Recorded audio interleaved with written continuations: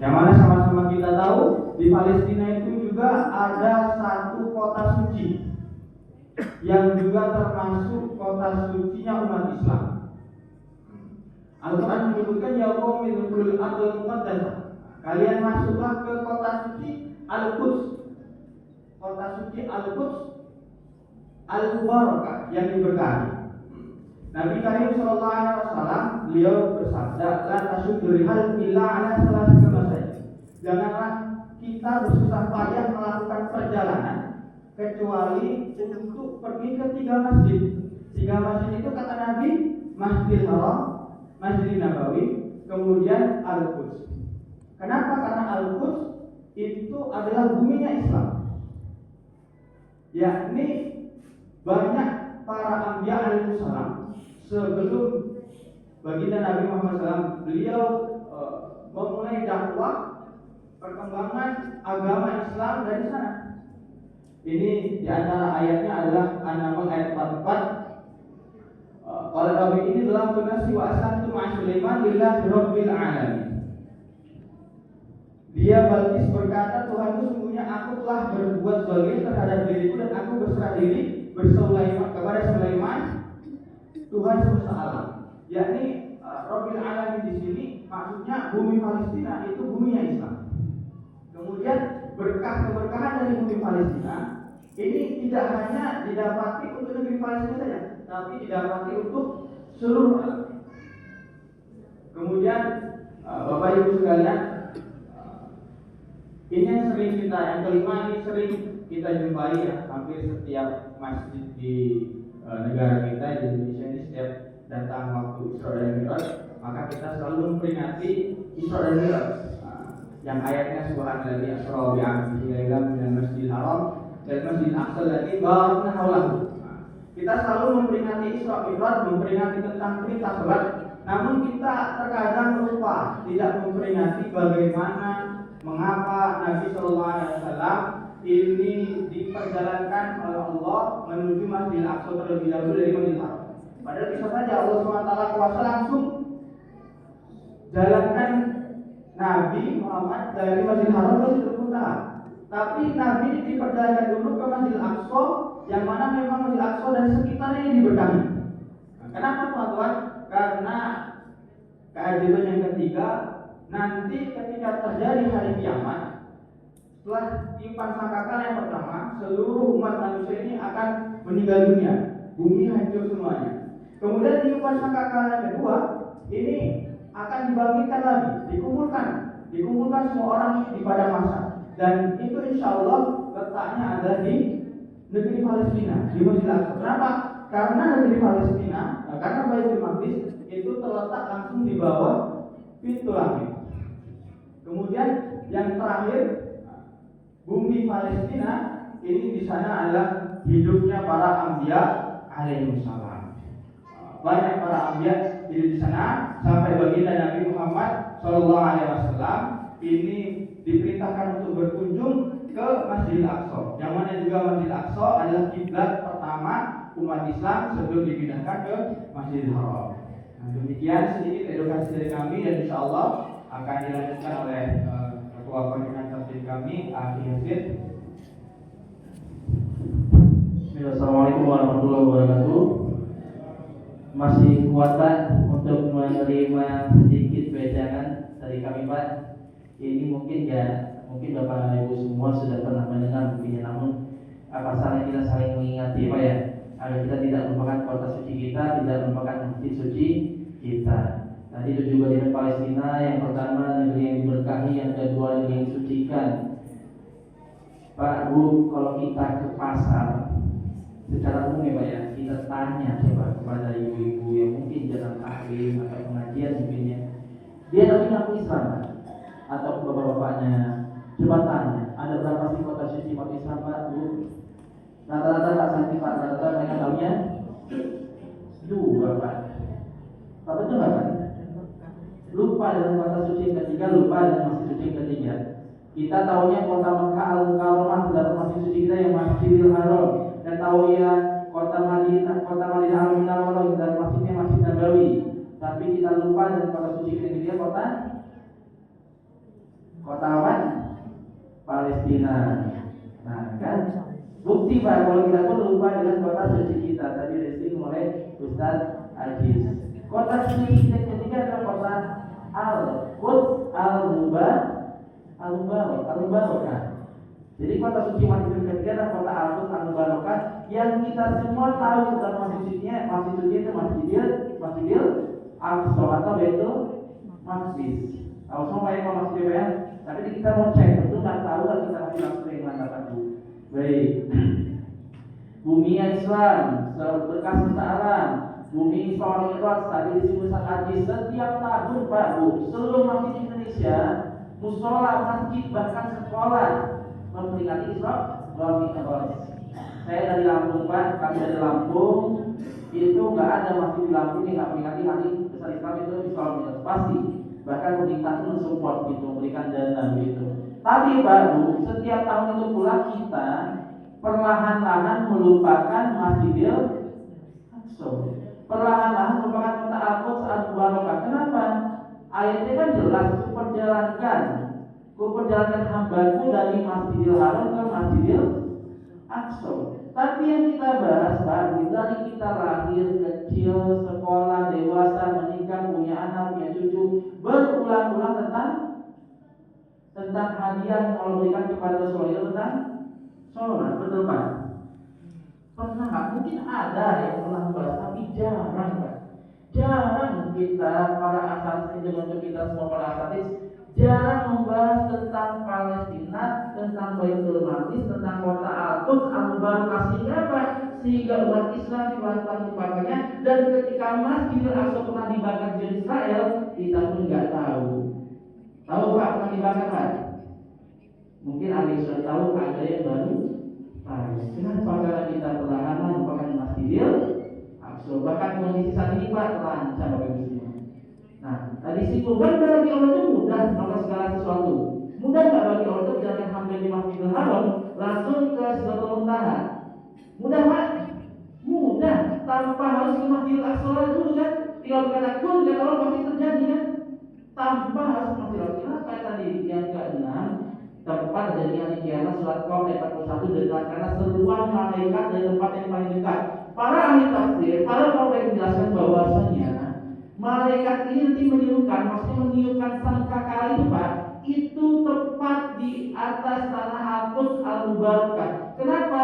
Karena ternyata pintu langit yang paling dekat dengan muka bumi ini ada di atas Baitul Maqdis, ada di atas Al-Quds Al-Mubarakah. Itulah kenapa sebabnya Rasulullah diperjalanan oleh hambanya itu Rasulullah dari Masjidil Haram ke Masjidil Aqsa, karena ternyata pintu langitnya ada di atas Baitul Maqdis, tidak di atas Masjidil Haram.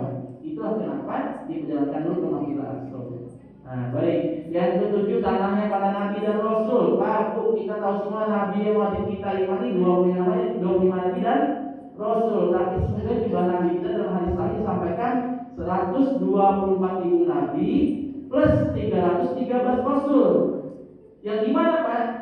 Seluruh nabi ini sampai Rasulullah 124.000 nabi plus 313 rasul ini Pak pernah melaksanakan sholat pertama di muka bumi ini ketika Rasulullah mendapatkan hadiah, mendapatkan wahyu yaitu tentang sholat. Ketika peristiwa Isra Mi'raj dan beliau kembali ke muka bumi Pak, beliau melaksanakan sholat yang pertama di muka bumi. Beliau sudah dinantikan oleh para nabi ini dari jumlah 124.000 Pak. Kata mereka, wahai nabiku silakan imami kami. Maksudnya apa? Dia di para nabi ini Pak minta Rasulullah mengimani sholat subuh. Itulah sholat yang pertama dilakukan pertama di muka bumi. Maka yang bumi Palestina, tanah Al-Quds disebut tanah para nabi dan rasul. Karena seluruh nabi dan rasul pernah menginjakkan kaki di bumi Palestina, di bumi Al-Quds Al-Mubarakah. Baik, itu juga hebat tadi. Saya hanya menyimpulkan sedikit saja. Kita lebih mengenal tentang Baitul Maqdis. Tadi kan sudah saya singgung. Kita tahu semua masjid suci kita yang ketiga yang berada di kota Al-Quds yaitu Masjidil Aqsa. Benar nggak sih kita tahu bentuknya yang mana Pak? Nah, pertanyaannya yang mana Masjidil Aqsa Pak? Ibu-ibu kelihatan nggak Bu ya? Ya. Kelihatan ya? Masih ada di situ ibu agak maju nggak apa-apa? Karena ini penting juga untuk kita sebagai edukasi Itu Bu. Kita juga Pak. Jangan sampai orang tua yang nggak tahu di mana yang kita Pak. Betul nggak? Ini edukasi untuk kita bersama. Yang mana Pak Masjidil Aqsa Bu? Yang mana? Yang ini. Ada yang jawab yang kuning ini? Yang kuning pun Sampai aja Bu. tak jepit sama Bukan atau agak maju ke sini nggak apa-apa Bu. Mohon maaf saya di sini ada satu ya. Begitu. Jadi Bapak Ibu semua teman-teman Allah SWT, ada yang sebagian kita menjawab yang kubah emas, ada sebagian lagi menjawab kubah abu-abu. Kita sebenarnya menjawab salah satu di bagian itu, kita ternakan propaganda. Propaganda apa? Propaganda agama Islam misalnya nih, misalnya kubah abu-abu ini dibakar, pernah terjadi soalnya. Kita nggak biasa aja, kenapa? Karena kita rasa itu bukan dari umat, Sehnya namanya siapa? Kasih saya. Sebaliknya, ketika masih kubah masih dibakar, Yang di undangan nih kita rasa biasa. itu bukan dari umat, Di undangan biasa. Nanti share ke saya ya. Padahal Masjidil Saya Aqsa share ke YouTube ini. sama seperti Masjidil Haram, sebuah komplek yang luas Pak. Ini dia komplek Masjidil Aqsa. Berapa luasnya? Dalam kalau kalian baru, luasnya 14,4 hektar atau 144.000 meter persegi. Nah, sebagian dari kita mungkin sudah tahu, tapi sebagian kita juga ada yang baru tahu. Ini kan masjid suci kita Pak. Ini kan kota suci kita Pak. Kita meyakini rukun iman kita yang keenam ada yang punya balasan. Betul Pak Bu? Kira-kira dia balasan itu kalau Allah tanyakan nggak sih tentang kota suci, tentang masjid suci kita Pak? Saya nggak tahu jawabannya, wallahu alam. Ya kita pun nggak ada yang tahu. Tapi kalau saya pribadi berpikir ini masjid suci kita. Bahkan ada anjuran untuk mendatanginya. Mungkin dari balasannya akan Allah tanyakan. Ketika ditanyakan apa yang kamu lakukan ketika masjid kita dibakar, ketika masjid kita dicoba dihancurkan, mungkin Allah akan tanyakan. Ini dikirim ke saya bisa nggak? Baik, saya akan menjelaskan sedikit bagian daripada Masjidil Aqsa. Ada beberapa bagian penting yang saya jelaskan. Yang pertama, Masjid Kubah Emas ini Itu, Bu. salah satu bagian daripada Masjidil Aqsa. Namanya apa? Masjid Qubatus Sohro. Nah, sebelum saya ke sini, Ibu ke sana kan waktu umroh ya? Iya, dibawa ke sana. kita ngomongin Masjidil Haram dulu. Apakah Ka'bah disebut Masjidil Haram? Nah, Ka'bah disebut Masjidil Haram bukan kan? Tidak kan? Ka'bah bagian daripada Masjidil Haram. Bahkan mungkin sofa kalau bagian daripada Masjidil Haram. Masjidil Haram bisa komplek itu luas banyak bagian-bagian. Begitu pun Masjidil Aqsa. Salah satu bagiannya adalah kubah emas ini Pak. Namanya Masjid Qubatus Sohro. Kenapa disebut Masjid Qubatus Sohro? Karena kubah emas ini terdapat sohro Pak, terdapat batu. Batu apa? Batu itu sejarah Pak. Karena batu ini yang menjadi pijakan Rasulullah SAW ketika beliau mi'raj dari bumi ke Sidratul Muntaha. Bahkan beliau dibaikkan menapaki sebuah batu. Ini batunya Pak. Jadi kalau misalnya yang ngomong batu ini pada pasir melayang, itu lagi propaganda. Batunya ada di bawah Masjid Qubatus Sohro, bagian daripada Masjidil Aqsa. Dan Masjid Qubatus Sohro ini tempat sholatnya jemaah perempuan. Jadi kalau ibu-ibu ziarah mendatangi Masjid Aqsa, sholatnya di sekitaran Masjid Qubatus Sohro. Berikutnya ada Masjid Jami Al-Qibli. Disinilah tempat sholatnya jemaah laki-laki. Lalu ada di sini namanya Musola Al-Mirwangi di pojok ini depan. Dia kalau di atas jadi kayak rata Pak, tapi di ruangan bawah tanah. Ketika Masjid Aqsa pernah ditaklukkan oleh tentara salib dulu, sebelum ditaklukkan oleh Salahuddin Ayyubi, tempat ini dijadikan tempat hewan ternak. Namun ketika kembali ke umat Islam, dikembalikan fungsinya menjadi tempat ibadah, tempat taklim, tempat sembah, sholat dan lain sebagainya macamnya begitu. Lalu di sebelah kanan Masjidil Aqsa ada sebuah tembok yang bersejarah, namanya apa? Namanya Hadithul Buraq. Kenapa disebut Hadithul Buraq? Karena ketika Rasulullah SAW Isra dari Masjidil Aqsa, beliau menaiki Buraq, dan ketika sampai ke Masjidil Aqsa, Buraqnya ditinggalkan di sini Pak. Maka disebut dengan Hadithul Buraq atau tembok Buraq. Di sebelah tembok Buraq ini ada sebuah pintu sama seperti Masjidil Haram. Pintu Masjidil Aqsa juga ada banyak Pak Bu. Gak cuma satu, tapi yang paling terkenal karena masuk dalam sejarah Islam kita baca apa? Babul al-Maghribi. Karena pintu al-Maghribinya yang digunakan, yang dilalui oleh Rasulullah ketika beliau masuk ke dalam kompleks Masjidil Aqsa. Pertanyaannya, bagaimana kondisi Masjid Suci kita saat ini, Pak Bu?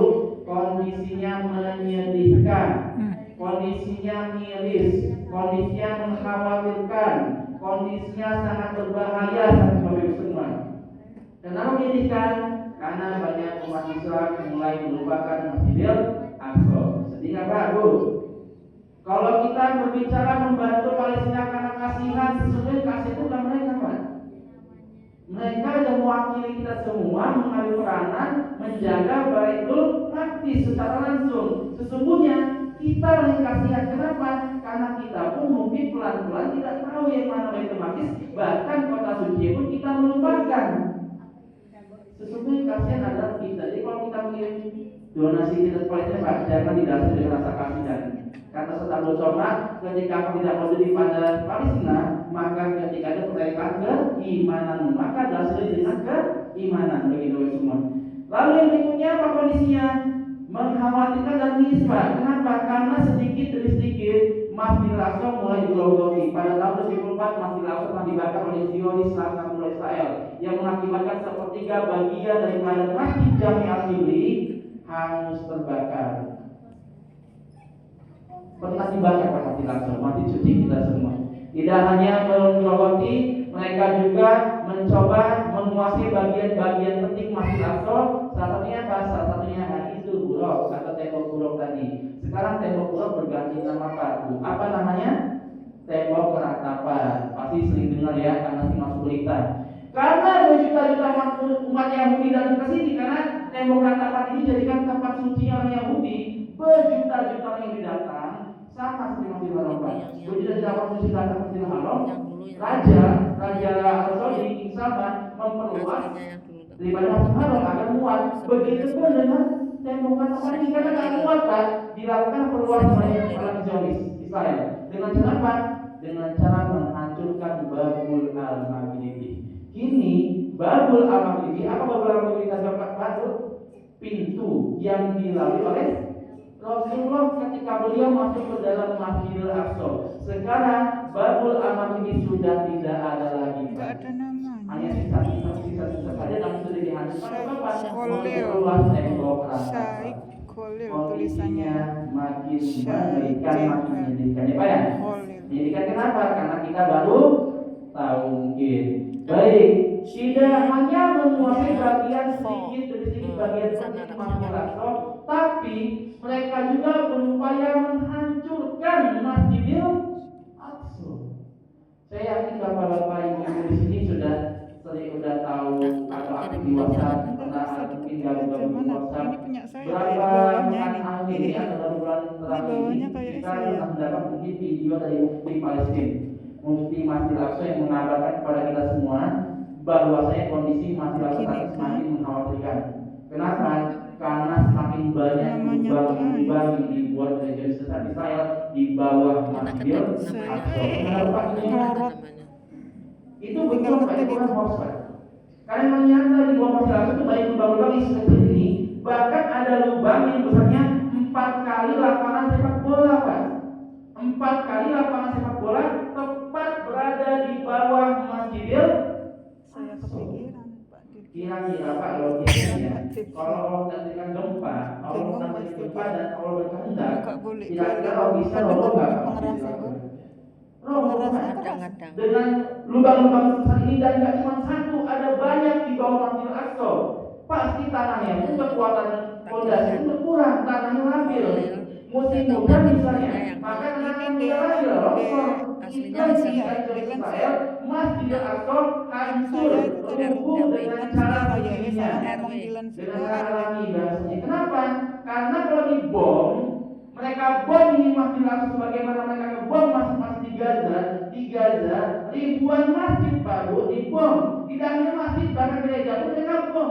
Semua yang ada di Gaza itu semua mereka bom. Rumah sakit, sekolah-sekolah, pabrik-pabrik, bahkan masjid-masjid, gereja pun mereka bom. Kenapa Masjidil Aqsa tidak langsung mereka bom? Karena mereka masih memiliki rasa takut terhadap umat Islam. Pak Bu, kira-kira kalau kita mendengar berita, walaupun kita mungkin tadi nggak tahu persis yang mana Masjidil Aqsa, mendengar berita Masjidil Aqsa dibom oleh Israel, kira-kira marah nggak Pak Bu? Marah pasti. Karena Masjidil Aqsa ini ada kaitan dengan keimanan kita, betul Pak Bu?